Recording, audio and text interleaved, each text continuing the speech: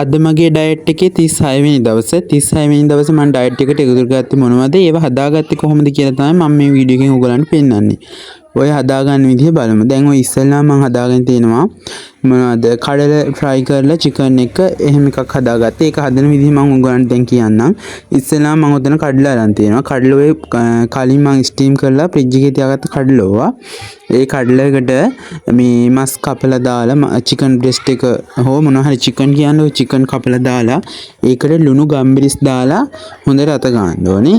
ওই විදිහට ඔක්කොම කලවම් වෙන්න චිකන් බ්‍රෙස්ට් එකයි කඩල ටිකයි ලුණුයි ගම්බිරිසුයි වෙන මොකුත් දාලා නැහැ. ඒ ටික දාලා හොඳට ওই ටික කලවම් කරගන්න ඕනේ කලවම් වෙන්න.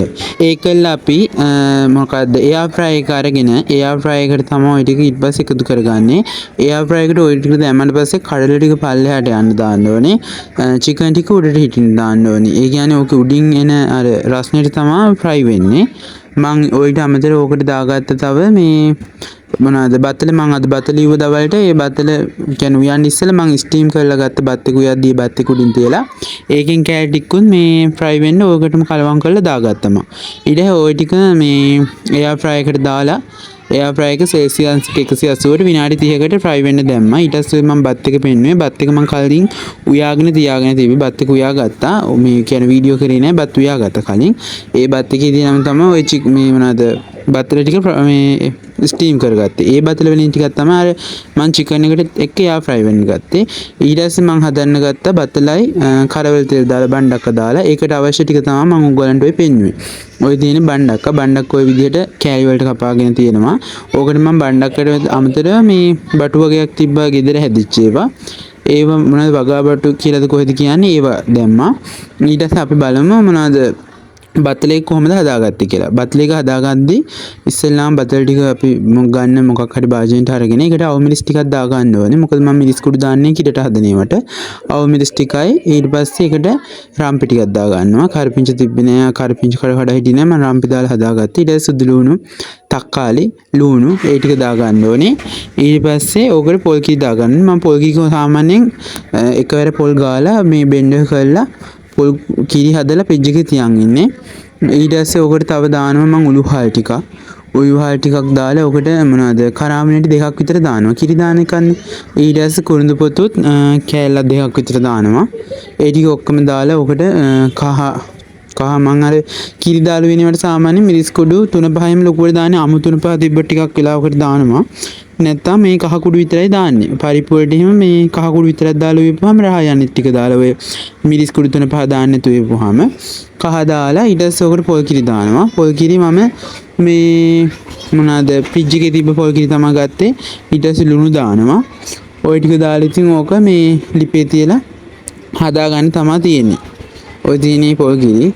පොල් කිරි කියන්නේ මට උදේට පොල් ගගයිදි වෙලා යනවනේ. ඒකින්ද ওই විදිහට හදලා තමයි මම ෆ්‍රිජ් එකේ තියාගෙන ඉන්නේ පොල් කිරි.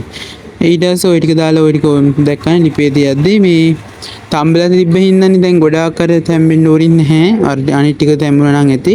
ඊට පස්සේ ලිපේ තියද්දි ඕකේ ඔය දැන් තැම්බිච්ච අලවලින් දෙක තුනක් පොඩ්ඩක් පොඩි කරන්න ඕනේ හැන්දෙන්නේ. ඔක්කොම පොඩි කරන්න ඕනේ නැහැ. දෙක තුනක් පොඩි කරගන්න ඕනේ. ඒ පොඩි කරපුවම අර හොද්ද ගොඩාක් උක්කු වෙනවා හොඳට. අර කිය අර පිටිගතිය හොද්දට එකතු වුණාම හොඳට ඒක උක්කු වෙලා හොද්ද ෂෝක් එකට හැදෙනවා ඉතින්. ඒ විදිහට තමයි ඔක පේන විදිහට ඔය මම පොඩි කරලා ඔය විදිහට තමයි ඉතින් බත්තලේක හදාගත්තේ. ඊට පස්සේ තියෙනවා බණ්ඩක් එක හදාගන්න හැටි බලමු. බණ්ඩක්කට තෙල් චුට්ටක් ලිපේ දාලා බණ්ඩක් වලට කරවල දාලා හැදුවේ. ඒකින තෙල් චුට්ටක් දාලා ඒකට අබ ටිකක් ඉස්සෙල්ලාම දා ගන්නවා මම. අබ ටික චොට්ටපට කාලා පුරද්දී කරවල ටික දාගත්තා. මේ කරවල මොනවාද ඒවට කියන්නේ කීලම් කරවල කියලා. ඒ කරවල කෑලි වලට කපලා ඒකෙන් කරවල ටික තෙල් එකටම චුට්ටක් එකතු කරලා ඒක චුට්ටක් කලවම් කරගන්න. එහෙට මෙහෙට දාලා පොඩ්ඩක් කලවම් කරගෙන ඊට පස්සේ ඒකට එකතු කරගන්න අනිත් ටික අපි අර කපලා ඉස්සෙල්ලා තියාගත්ත අවු මිරිස් ටික සුදු ලුණු ටික ලුණු ටික ඒ ටික දාලා ඉක්මනට කලවම් කරගන්න. ඊට පස්සේ ওই විදිහට අර තෙල් චුට්ටක් එහෙට මෙහෙට වෙනකන් ඉඳලා ඒ කියන්නේ චුට්ටක් බැදුනට පස්සේ මේ කරවල ටික චුට්ටක් එහාට කරලා ඒ තෙල් එකට දා ගන්න සුදු ලුණු ටික දාලා ඊළඟට අපි දා ගන්න ඕකට රම්පි කොළ ටික රම්පි ටික දාලා මේ මොනවද මිරිස් ටිකක් දාලා චුට්ටක් කලවම් කරගන්නවා හොඳට.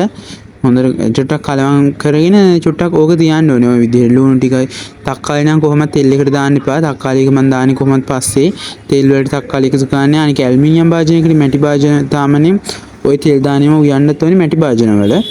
මේ එහෙම තමයි හොඳ. මං ඊට පස්සේ අර ටික කලවම් කරගෙන ඒකට දැම්ම ලුණු ටික දාලා හොඳට චුට්ටක් කලවම් කරලා හෙට මෙහෙට දාලා ඕකට ඊළඟට තක්කාලි දාන්න ඉස්සෙල්ලා අපි දා ගන්න ඕනේ මේ අපි හපාගත්ත බණ්ඩක්ක ටිකයි බටු ටිකයි.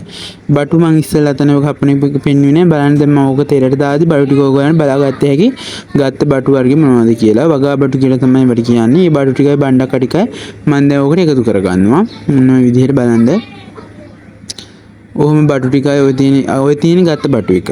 ඔය විදිහට ඔය ටික බටු ටිකයි බණ්ඩක ටිකයි දාලා ඔය ටික දාලා මම ඔම කලවම් කරන්නේ නැහැ. සාමාන්‍යයෙන් ගින්දර ටිකක් අඩු කරනවා. ගින්දර අඩු කරලා ඕක උඩින් තක්කාලි ටික දා ගන්නවා. ඔය විදිහට තක්කාලි ටික හිමීට දාගෙන ඕකට අපි එකතු කරගන්න වෙන්නේ කෑලි මිරිස් ලුණු කෑලි මිරිස් තමයි දාගන්නේ. මම අර මිරිස් කුඩු අර ලොකුට දාගන්නේ මේ කොහොමද දැන් උකට මේ මිරිසු දාන්නේ ගොඩාක් සැර වෙන්න ඕනේ නැහනේ. ඒකල්ල ඔකට අවශ්‍ය ලුණු ටිකක් දා ගන්නවා අපි. ලුණු දාලා ඕවත් දාලා කලවම් කරන්නේ නැතුව මේ මැටි එකකින් හරි මොකකින් හරි ඕක වහන්න පුළුවන් එකකින් වහලා ගින්දර අඩු කරලා අර මද ගින්නේ වගේ චුට්ටක් නිකන් තැම්බෙන්න වගේ පොඩ්ඩක් තියන්න ඕනේ මද ගින්නේ. ලොකුවට තම්බ කියන්නේ ගින්දර වැඩි කරලා තම්බන්න එපා. එතකොට නිකන් කර වෙනවා වගේ. ගින්දර අඩු කරලා තම්බද්දි ඕක හරිම රහයි. ওই විදිහට වහලා තියන්න.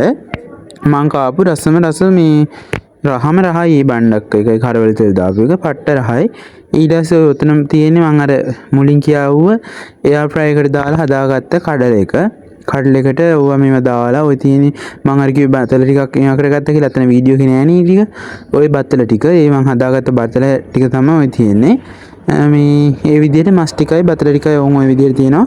ඔහොම තමයි ඉතින් ඔය ටික තමයි හදාගත්තේ. එතකොට මම TikTok YouTube මේ Facebook වල දාලා දෙන මම කොච්චර ප්‍රමාණයක් කොහොම ගත්තද කියලා ඒ ටික බලන්න ඒකට මේ යන්න ඕනේ. ඉතින් මේ විදිහට තමයි දාලා දෙන්නේ. ඉතින් මගේ වීඩියෝ කිවරනකම් බලනවා. ඔය හදාගත්ත දේවල් ටික තමයි අද ඉතින් මේ ඔය මේ දවල් කෑමට ඕක හදාගත්තේ. උදේ කෑමට තමයි මේ අර කඩල අරම ටික හදාගත්තේ. දවල්ට ඉතින් ඔය විදිහට මේ ප්‍රමාණ වලින් චුට්ට ගත්තා. ඔය විදිහට තමයි අද ඉතින් ඩයට් එක උනේ. ඉතින් වීඩියෝ එක ආසාවෙන් බලනවා නම් අවසාන වෙනකම් ඕගොල්ලන් ගොඩක් ස්තුතියි. ඉතින් මාව subscribe කරන්න, මාට like එකක් දාලා comment එකක් දාලා ඕගොල්ලන් තියෙන ප්‍රශ්න comment වලින් අහන්න. මාව share කරලා තව කට්ටියට බලන්න මාත් එක්ක එකතු වෙන්න. ඉතින් හැමෝටම බුදු සරණයි.